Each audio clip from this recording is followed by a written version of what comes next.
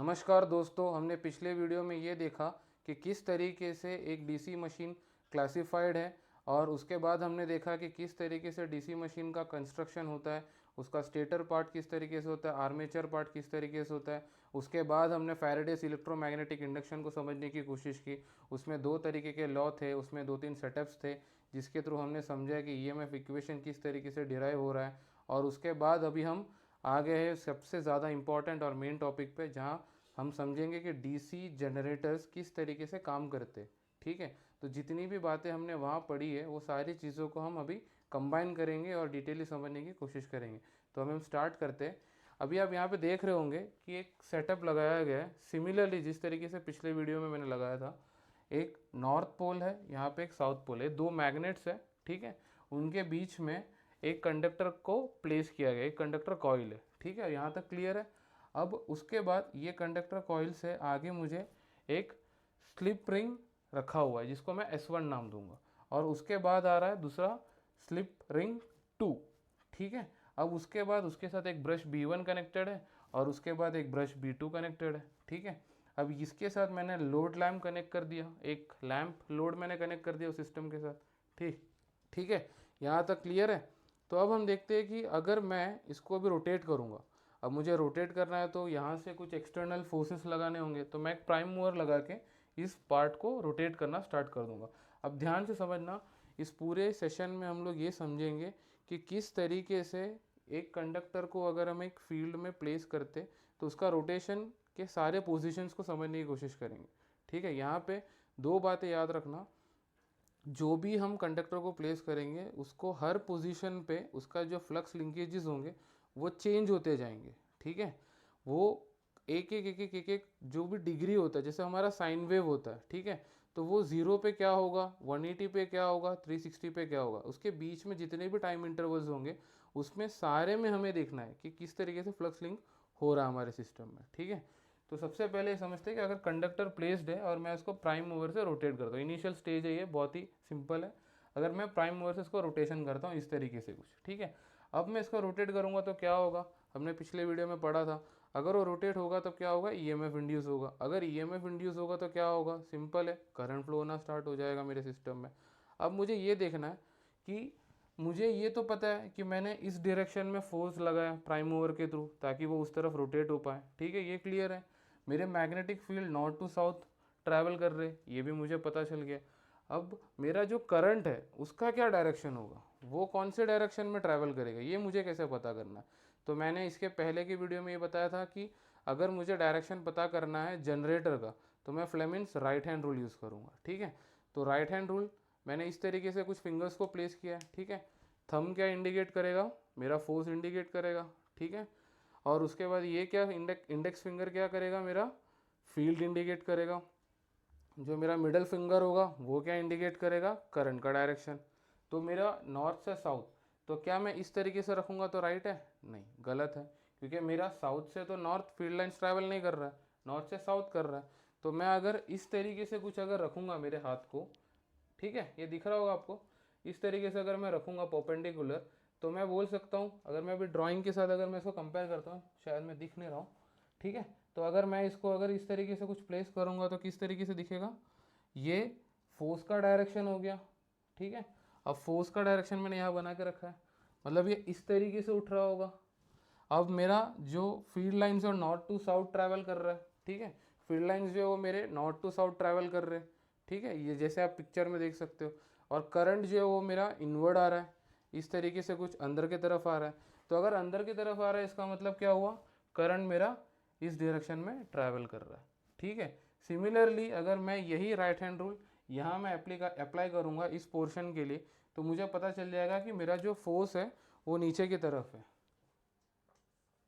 और करंट का डायरेक्शन कुछ इस प्रकार रहेगा। ठीक है, तो इसमें क्या होगा, मुझे अभी पता चल चुका है कि मेरा करंट का डायरेक्शन किस तरीके से फ्लो हो रहा है। जब भी एक कंडक्टर को मैंने प्लेस किया तो ईएमएफ इंड्यूस हुआ और मेरा करंट जो है वो इस तरीके से कुछ पूरा ट्रैवल कर रहा है। ठीक है, और यहाँ पे आने के बाद ये स्लिप रिंग के थ्रू जाके इधर से आ रहा है। ठीक है, तो करंट का डायरेक्शन मैं एक बार मेंशन कर देता हूँ। ये इस तरीके से कुछ बाहर बाहर की तरफ आ रहा है, ये अंदर की तरफ आ रहा है। ठीक है, इस तरीके से कुछ ट्रैवल कर रहा है मेरा करंट का डायरेक्शन, ठीक है। अब मुझे समझना है, अभी यहाँ तक का पार्ट आपको सबको क्लियर हो गया होगा क्योंकि इसके पहले के लेक्चर में भी मैंने ये एकदम क्लियरली समझाया था। अब मुझे देखना है कि मेरा जो ईएमएफ रहेगा उसका मैग्नीट्यूड क्या रहेगा। अब मैंने पिछले वीडियो में ये बताया था कि अगर मेरा जो मैग्नीट्यूड है वो टोटली डिपेंड करता है लिंकेजेस ऑफ फ्लक्स, कितने फ्लक्सेस के साथ rate of change of flux के साथ वो लिंक हो रहा है, उसके ऊपर डिपेंड करेगा कि वो कितना ज़्यादा मैग्नीट्यूड कवर कर रहा है, ठीक है। तो अब मेरा ये सिंपल है, कंडक्टर है, इस तरीके से प्लेस्ड है। अगर ये रोटेट होना स्टार्ट होगा, इस तरीके से पूरा रोटेट होगा और ये इस तरीके से 360 डिग्री तक पूरा रोटेट होगा। अगर ये पूरा रोटेशन कंप्लीट करता है तो ये 0 से लेके जो 360 तक का ट्रैवल है, इसमें हर एक पॉइंट में अलग अलग फ्लक्स लिंकेजेस होंगे, ठीक है। तो अब मुझे समझना है कि मेरा सबसे ज़्यादा फ्लक्स लिंकेजेस का पॉइंट कौन सा है, जहाँ मुझे सबसे ज़्यादा ईएमएफ का मैग्नीट्यूड मिलेगा। तो जब मेरा जो कंडक्टर है, अगर मैं उसको इस तरीके से प्लेस करता हूँ तो इस पॉइंट पे सबसे ज़्यादा मुझे फ्लक्स लिंकेजेस मिलेंगे, ठीक है। अगर मेरा कंडक्टर जो है वो पैरेलल कंडीशन में होगा तब। और अगर मान लो मैंने इसको वर्टिकली प्लेस कर दिया कंडक्टर को, ठीक है, अगर मेरा जो कंडक्टर है वो इस तरीके से रखा है यहाँ पे ड्राइंग में, अगर ये मेरा सीधा हो जाता एकदम स्ट्रेट वर्टिकल, तो क्या होगा, जो मेरे फील्ड लाइंस होंगे वो इस तरीके से इसको पास होंगे, ठीक है। तो मेरे फील्ड लाइंस और ये कंडक्टर, आप ध्यान से देखो, ये मेरे कंडक्टर्स हो गए, ठीक है, आपको दिख रहा होगा ये मेरे कंडक्टर्स है, ठीक है, ये मैंने प्लेस किया हुआ, इसके नीचे से मेरे फील्ड लाइंस जा रहे, तो ये क्या हो गया, ये वर्टिकल पोजीशन है, ठीक है, ध्यान रखना, ये वर्टिकल पोजीशन है, ये फील्ड लाइंस हो गए, ये क्या हो गया, एक दूसरे से पैरेलल हो गया। अगर ये एक दूसरे से पैरेलल हो रहे तो इसका मतलब ये है कि बहुत ज़्यादा कम ईएमएफ यहाँ पे इंड्यूस होगा, क्योंकि इनके बीच में ज़्यादा फ्लक्स लिंकेजेस नहीं हो पा रहा है, ठीक है। और सेम कंडीशन जब मैं बोलूँ कि अगर वो परपेंडिकुलर हो जाए, यानी मैं इसको हॉरिजॉन्टली प्लेस कर रहा हूँ, ठीक है, हॉरिजॉन्टली किसको, कंडक्टर को, अगर मेरा कंडक्टर हॉरिजॉन्टली मैंने प्लेस कर दिया वर्टिकल के जगह पे और यहाँ से मान लो मेरे फील्ड लाइंस पास हो रहे, तो क्या होगा, सबसे ज़्यादा फील्ड लाइंस टच होंगे। तो एक तरह से क्या हो गया, ये फील्ड लाइंस को इस तरीके से देखूंगा मैं, कंडक्टर को इस तरीके से, ये क्या हो गया, एक परपेंडिकुलर बना रहा है, ठीक है। तो ये परपेंडिकुलर बनाने की वजह से क्या होगा, सबसे ज़्यादा मैक्सिमम फ्लक्स लिंकेजेस होंगे। तो ये चीज़ को एकदम क्लियर रखना, जब भी कोई कंडक्टर अगर कोई मैग्नेटिक फील्ड में रोटेशन हो रहा होगा, तो जब वो कंडक्टर वर्टिकल पोजीशन में होगा तो सबसे कम यानी इक्वल टू 0 बोल सकते हैं फ्लक्स लिंकेजेस होंगे, ठीक है।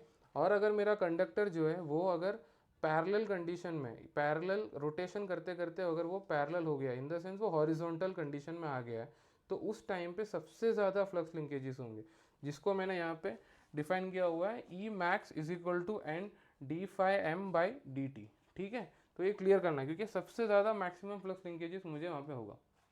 तो अभी यहाँ मैंने एक पिक्चर अटैच किया हुआ है, यहाँ ये शो क्या कर रहा है, एक नॉर्थ पोल है, एक साउथ पोल है, ठीक है। इनके बीच में जो मैंने यहाँ बनाए हुए कंडक्टर है वो उसके अलग अलग पोजीशंस है, ठीक है। ये 0 पे किस तरीके से बिहेव करेगा, 90 पे किस तरीके से बिहेव करेगा, उसके बाद 180 पे किस तरीके से मुझे फ्लक्स लिंकेजेस मिलेंगे। मेरा ईएमएफ ये एक तरह का ईएमएफ हो गया, मुझे ये वोल्टेज ही मिल रहा है, ठीक है, ये मेरा वोल्टेज है, ईएमएफ है, जो इंड्यूस ईएमएफ है वो है ये मेरा, ठीक है। तो हर एक पॉइंट पे कितना कितना ईएमएफ इंड्यूस हो रहा है ये मुझे पता चल रहा है। अब मैंने जैसे आपको सिंपली बताया था कि मेरा अगर कंडक्टर वर्टिकली पोजीशन है, ठीक है, ये वाला जो केस है, ठीक है, ये वाला जो केस है, ठीक है, और ये वाला जो केस है, ये तीनों केस में आप देख सकते हो कि मेरा कंडक्टर जो है वर्टिकली प्लेस्ड है। अगर मेरा कंडक्टर वर्टिकली प्लेस्ड है तो क्या होगा, सबसे कम ईएमएफ वहाँ पे इंड्यूस होगा क्योंकि फ्लक्स चेंजेस जो है वो सबसे कम होगा। अब जब मेरे कंडक्टर्स अगर पैरेलली जहाँ प्लेस्ड है, जहाँ मेरा हॉरिजॉन्टल प्लेसमेंट हो जाता है कंडक्टर का रोटेशन होते होते, जब वो इस पोजीशन पे आ जाता है तब क्या होगा, सबसे ज़्यादा मैक्सिमम ईएमएफ इंड्यूस होगा क्योंकि फ्लक्स लिंकेजेस जो होंगे उस टाइम पे बहुत ज़्यादा होंगे। तो यहाँ आप देख सकते हो, यहाँ मेरा 90 डिग्री जो है इस पॉइंट पे, जो यहाँ पे मेरा 270 डिग्री है, ये दो पोर्शन पे सबसे ज़्यादा ईएमएफ जो होगा वो इंड्यूस होगा, ठीक है। तो यहाँ तक मैं होप कर रहा हूँ कि आपको सारी चीज़ें क्लियर हो गई। सिंपल है, एक कंडक्टर है उसको मैंने प्लेस किया, उसको रोटेशन, उसके सारे रोटेशन देखे और सारे 0 to 360 के रोटेशन के अंदर मुझे पता चला कि जब वो वर्टिकल होते हैं तो सबसे कम फ्लक्सेस को इंड्यूस करते हैं, और जब वो हॉरिजॉन्टल कंडीशन में आ जाते हैं तो सबसे मैक्सिमम फ्लक्स को इंड्यूस करने की वो कोशिश करता है। ठीक है, तो ये हो गया रोटेशन का पार्ट। अब आप ध्यान से देखो, मैंने ये साइन वेव बनाया हुआ है, तो इसका मतलब क्या हो रहा है कि यहाँ पे डीसी मशीन्स की बात चल रही है, तो ये क्या हो गया कि यहाँ पे मुझे एसी वेवफॉर्म तो चाहिए ही नहीं, तो ये तो मुझे डीसी चाहिए, तो यहाँ पे एसी वेवफॉर्म कैसे आ गया। तो अब देखते हैं ध्यान से, ठीक है, अभी हमने रोटेशन समझ लिया है, अब मुझे ये समझना है कि यहाँ पे एसी क्यों आ गया, डीसी चाहिए था मुझे, एसी क्यों आ गया। ठीक है, तो यहाँ पे कम्यूटेटर का पार्ट आ जाता है, slip ring and split ring, ये दोनों के बीच का जो डिफरेंस है ये मुझे क्लियर होता है। और ये बहुत लोगों को बहुत ज़्यादा क्लैरिटी नहीं होती इस चीज़ के बारे में। रीज़न ये रहता है कि एक तो इसके रोटेशन किस तरीके से होता है वो पता नहीं होता है, और ये अगर रोटेशंस भी पता चल जाते हैं तो करंट का डायरेक्शन किस तरीके से घूम जाता है ये समझ में नहीं आता। इसकी वजह से काफ़ी ज़्यादा कन्फ्यूजन्स होते हैं। तो अभी देखते हैं कि किस तरीके से होता है। तो यहाँ से मैं इसको डिनोट कर रहा हूँ, इस इतने पार्ट को मैं डिनोट कर रहा हूँ कंडक्टर के ए और बी। ठीक है, अब मेरा ये जो सेक्शन है इसको मैं सी और डी से डिनोट कर रहा हूँ। अगर मान लो जब रोटेट हो रहा है, ये इस तरीके से प्लेस्ड है, ठीक है, ये अगर मेरा इस तरीके से रोटेट होना स्टार्ट हो जाएगा तो ये मान लो वर्टिकल पोजीशन पे पहुंच गया, जैसे मैंने आपको पहले बताया एकदम स्ट्रेट, और उसके बाद वापस वो एकदम इस तरीके से हो गया, तो क्या होगा, जो मेरा ये सेक्शन होगा ये इधर आ जाएगा, ठीक है, एक रोटेशन के बाद, और ये जो सेक्शन होगा वो इस तरीके से यहाँ आ जाएगा। तो क्या हो जाएगा, चेंज हो गया। अब मेरा करंट जिस डायरेक्शन में ट्रैवल कर रहा था वो भी चेंज हो जाएगा यहाँ पे, राइट। अब वो देखते हैं किस तरीके से होता है। अब मान लो मेरा करंट यहाँ से इस तरीके से ट्रैवल कर रहा है, ठीक है, दिख रहा है आपको, यहाँ से इस तरीके से ट्रैवल कर रहा है। अब मेरा यहाँ आने के बाद क्या होगा, अगर ये मान लो इस तरफ इस डायरेक्शन में चेंज हो गया तो क्या होगा, ये जो डायरेक्शन है इसका एग्जैक्ट ऑपोजिट डायरेक्शन में आ जाएगा, क्योंकि ये इस डायरेक्शन में ट्रैवल कर रहा है। जब ये इधर आ जाएगा फिर से ये ऑपोजिट डायरेक्शन दे देगा, यहाँ पे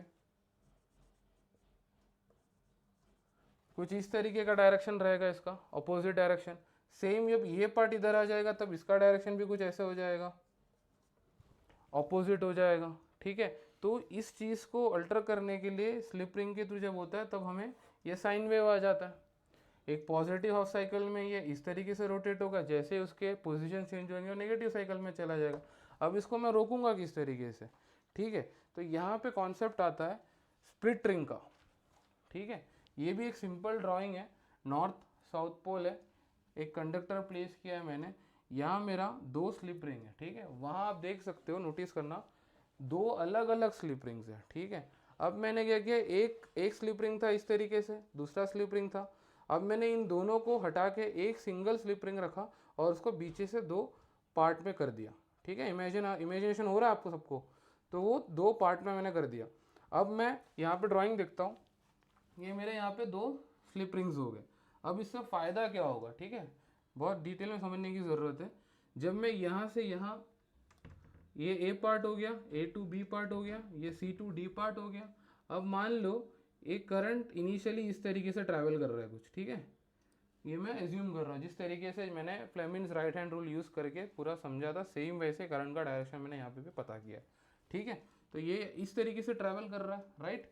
अगर ये इस तरीके से ट्रैवल कर रहा है तो यहाँ जाने के बाद अगर मेरा ये स्लिप रिंग इसके साथ, यानी ये स्लिप रिंग B1 के साथ अगर जुड़ जाता है, ठीक है, देख रहे हो, ये अगर B1 के साथ अगर जुड़ जाता है, स्लिप रिंग B1 के साथ जुड़ गया, तो क्या होगा, ये जो डायरेक्शन में ट्रैवल करना चाहता था उसी डायरेक्शन में ट्रैवल करेगा।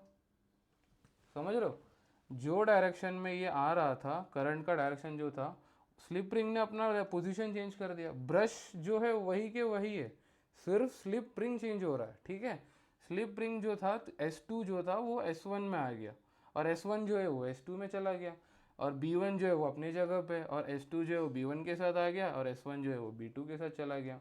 ये चेंज ओवर हो गया। अब ये चेंज ओवर होने की वजह से क्या हो गया, डायरेक्शन में कुछ चेंज ही नहीं आया, और हम लोगों को जो मिलने वाला है वेवफॉर्म रहेगा वो प्योरली डीसी रहेगा। पहला टर्न तो कोई इशू नहीं है, पॉजिटिव ही मिल रहा है हम लोगों को, लेकिन जो दूसरा टर्न होता है वो नेगेटिव साइकिल में जा रहा है। क्यों, क्योंकि करंट का डायरेक्शन चेंज हो रहा है। तो ये करंट का डायरेक्शन चेंज होने ही नहीं दे रहा है, जैसे ही वो रोटेशन हो रहा है अपने आप वो स्लिप रिंग ब्रश 1 के साथ कनेक्ट हो जाता है, और वो जो ब्रश स्लिप रिंग 2 जो था वो 1 के साथ कनेक्ट हो जाता है, वो एक तरह का चेंज ओवर हो जाता है। तो डायरेक्शन चेंज हो नहीं रहा है और ऑटोमेटिकली वो अपने आप को सेट कर देता है। तो इससे क्या होगा, मुझे प्योर डीसी जो है वो मिल जाएगा। तो इस तरीके से क्या हो गया, इस तरीके से क्या हो गया, मुझे स्लिप रिंग मुझे यूज़ में नहीं आएगा, मुझे स्प्लिट रिंग यूज़ में आएगा। तो इस ड्राइंग में मैं यहाँ पे अगर एक स्लिप रिंग लगा दूंगा तो मेरे को अल्टरनेटिंग करंट नहीं मिलेगा, मुझे प्रॉपर डीसी करंट मिल जाएगा। तो ये हो गया डीसी पार्ट जनरेटर किस तरीके से काम करता है।